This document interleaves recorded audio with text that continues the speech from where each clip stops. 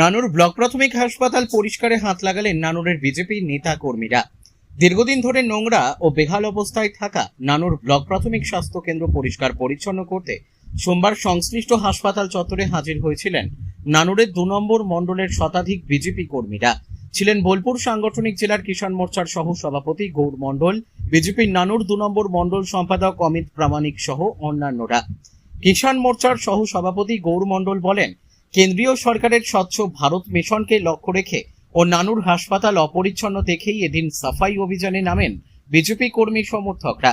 এছাড়াও ওই হাসপাতালকে পরিষ্কার পরিচ্ছন্ন রাখতে বিজেপি নেতারা স্বাস্থ্য কর্মীদের সবসময় হাসপাতাল চত্বর পরিষ্কার রাখার বার্তা দেওয়ার পাশাপাশি হাসপাতাল চত্বরে অ্যাম্বুলেন্স ও স্বাস্থ্য কর্মীদের গাড়ি রাখা ছাড়া অন্য কোনো বেসরকারি গাড়ি পার্কিং ক্ষেত্রেও নিষেধাজ্ঞা জারি রাখার বার্তা দিয়েছেন।